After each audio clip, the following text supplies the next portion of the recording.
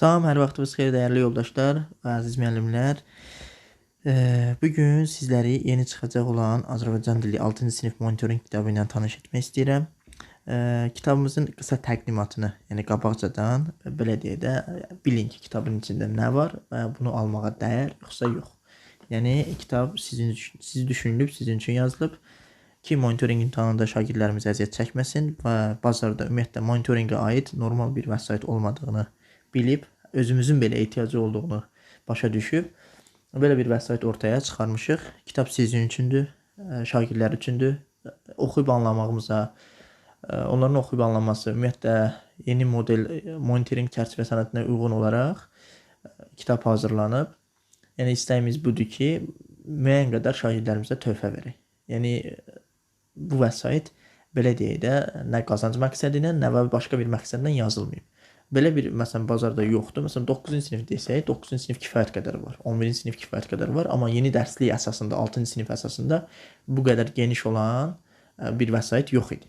Və olmadığına görə də biz hazırlamaq qərarına gəldik. Belə deyək də, nümunə kimi götürsək, Dövlət İmtahan Mərkəzinin 6-cı sinif dərsliyində çox az sayda mətn var və heç qrammatika tapşırığı da o qədər deyil. Və bir o qədər də yaxşı yazılmayıb deyək də. Mən şəxsən bəyənmədim. Ki, düzdür, onlar dərsliyə əsasən yazır, amma biz daha çox monitorinqə uyğun yazdıq ki, müəyyən qədər uyğunluq olsun, orada şagirdlər yaxşı bal toplasın, mümkün 25 sualdan daha çox cavablandırsınlar. Düzdür, yeni monitorinq çərçivəsini bilmirik. Ötənlikinə uyğun müəyyən qədər hazırlamışıq və ondan əvvəlki ilə uyğun hazırlamışıq. Yeni monitorinqi bilmirik. İndi yəqin ki, may ayının əvvəllərində monitorinq çərçivəsi çıxacaq. Ona uyğun növbəti il bunu yenə təkmilləşdirəcəyik. Amma hələlik əlimizdə olan test modellərinə uyğun, biz də ona uyğun yazmışıq. Məqsədimiz, yenə deyirəm, sizə töhfə verməkdir və vəsaitin cavablarını da biz elə bir ki, sonunda verməmişik. Çünki məsələn, özüm də müəlliməm, digər həmkarlarım da müəllim olaraq ən böyük əziyyətimiz aşağı sinif şagirdlər. Düzdür, yuxarı sinif şagirdi bilir də, köçürmür, gedir yazır, öz məsuliyyətini dərk edir. Amma biraz 6-cı sinif, aşağı siniflərdə belə deyil də. Köçürmə hallarına meyilli olduğuna görə nə QR kodla, nə də ki, arxada cavabla vermişik. Sadəcə cavabı, məsələn, sonda orada nömrə var. Zaten bilirsiniz mənimdir və ya digər müəllimindir. QR kodu oxuyacaqsınız. Bizim WhatsApp nömrəmiz çıxacaq qabağınıza. Birbaşa WhatsApp-a yönləndirəcəksiniz. Və oradan, belə deyə də göstərim onu sizə. Oradan siz cavabları bizdən əldə eləyə bilərsiniz. Ki, köçürmə halları minimuma endirilsin. Həm də cavab uşağa yox, onu işlədəcək, ya valideyn işlədəcək, ya da belə deyək də, müəllim işlədəcək.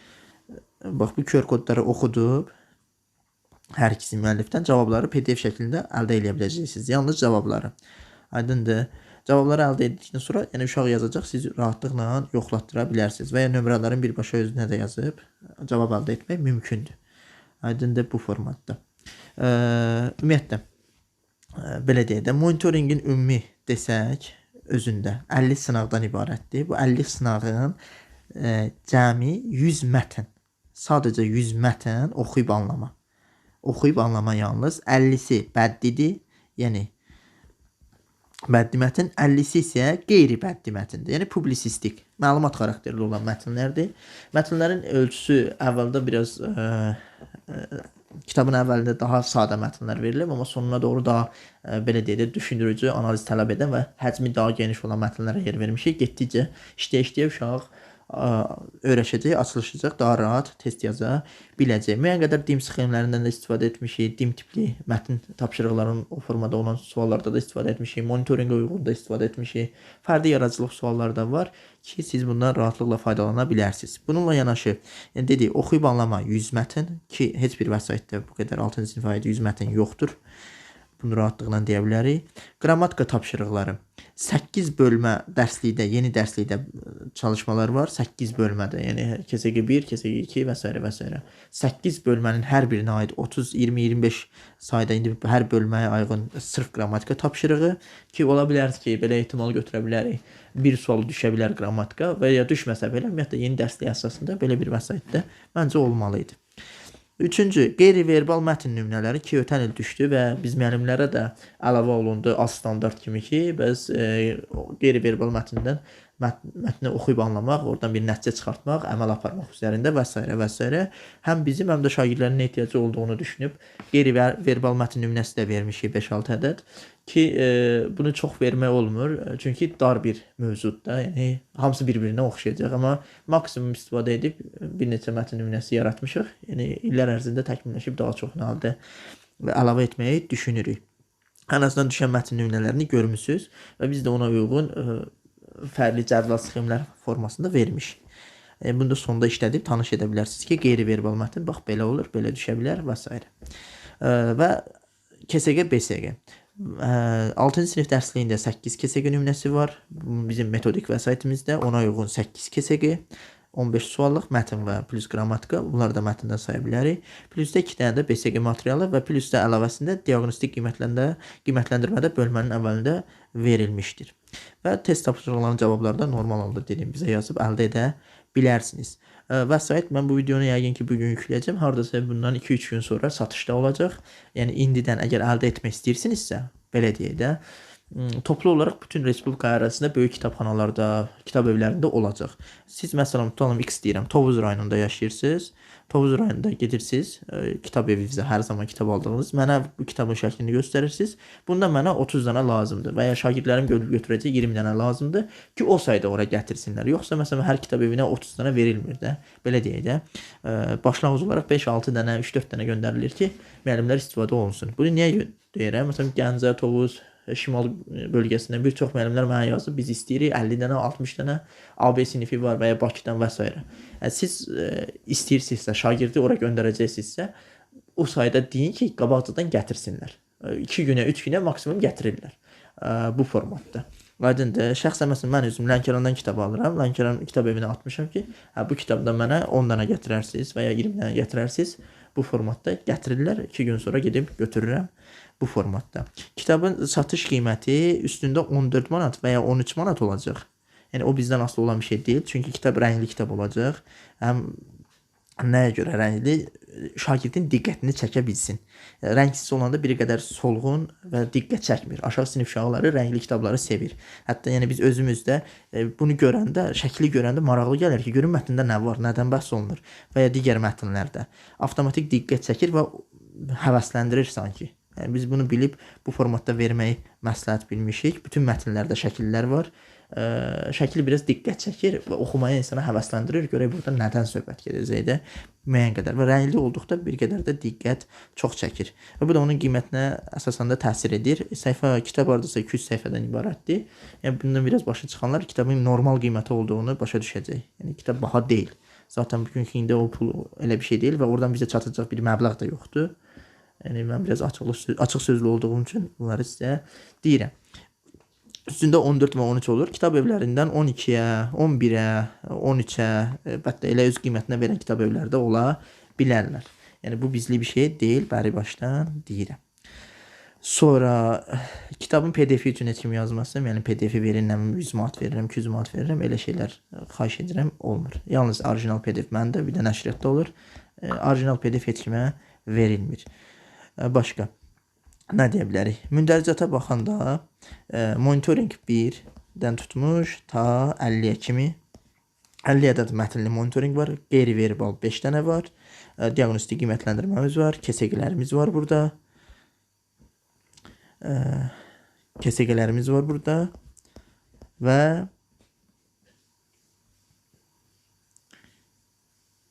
KSG-lərimizdən sonra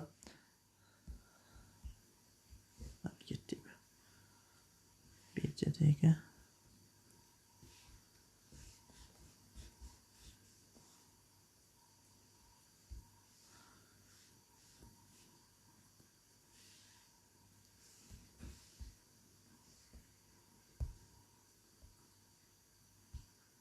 Fayl böyüdü, biraz problem eləyir. Deməli, KSG-lərimiz var idi burada. BSG 2-miz, sonra bölmələr üzrə 8 bölmə üzrə də qrammatika tapşırıqları və son. Aydındır, burada gördüyümüz çərçivə sənədinə uyğun 100 oxuyub anlama mətni, mətn monitoring 1, bir bədli mətn tut ağacı, ona uyğun suallar, sonra bir dənə publisistik mətn, qeyri-bədli mətn, onun haqqında sonra suallar bu formatda. Full monitoring 2 bu formatda ta sona qədər gedəcək.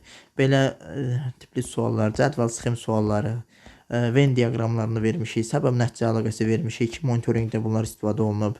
Söz və söz izahı, söz bazasını gücləndirmək üçün vermişik. Sonra bu tipli məsələlər. Doğru-yanlış cədvəlləri vermişik və s. Struktur sualları vermişik ki, mətnlə bağlı, ideya, mətnin növü bu formatda olan suallar da vermişik. Belə maraqlı şifa xalq ədəbiyyatı nağıllarından istifadə etmişik və s. Bu tipli tapşırıqlardan istifadə etmişik. Qeyri-verbal mətnləri sizə göstəreyim. Bu bizim bölmələr üzrə, məsələn, qrammatika. Hər bölməyə uyğun onların qrammatika tapşırıqlarını bu formatda vermişik. Bunları da şagirdlər işləyə bilərlər. Diaqnostik qiymətləndirməmiz, kəsəgələrimiz, onlar da burada var. Başqa nə deyə bilərik burada? Bir də qeyri-verbal mətnləri sizə göstərim. Qeyri-verbal. Hanım qeyri-verballar?